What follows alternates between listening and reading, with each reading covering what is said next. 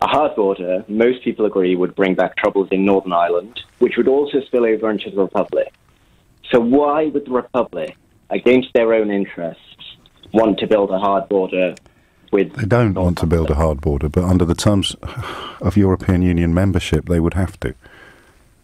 Because you cannot have no checks between two customs unions. Otherwise, there's no point being in a customs union or in a free trade agreement.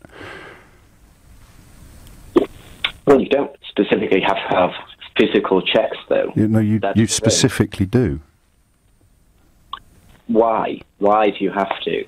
Well, so that you can make sure that anybody who is importing into your market is obeying your regulatory alignments and paying the correct taxes and tariffs. Yes, and everything coming outside the European Union would be doing that.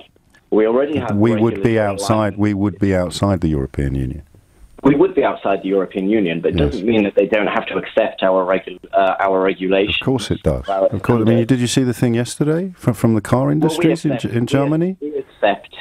they won't be allowed to sell anything under the European Union single market that contains anything made in Britain if we crash out without a trade agreement, Charles.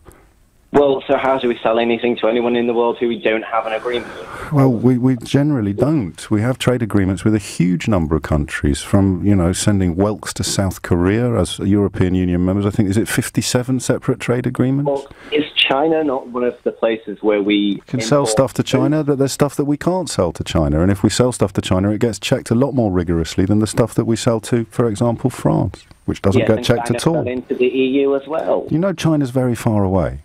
If you're suggesting to a small business in this, well, no, we're talking about the Irish border and David Davis, but you insist on kind of not doing that. So I'm trying to indulge you a little bit out of politeness. No, I'm just saying, this is one issue in Brexit, which isn't... No, it's the issue. It's the issue in Brexit.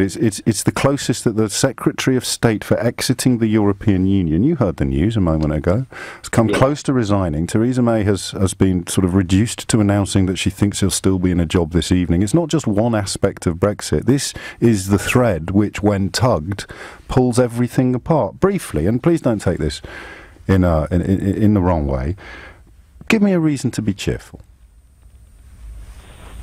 Well, there's a big world out there that we could be trading with. Look at South America. Some of those countries... We already do trade with these countries.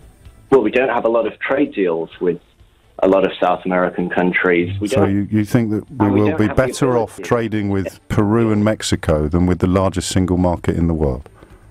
Well, I'm saying in the long term... It's not a reason to be cheerful, is it? With projected growth, yes. Projected growth, okay. Have a great day, Charles.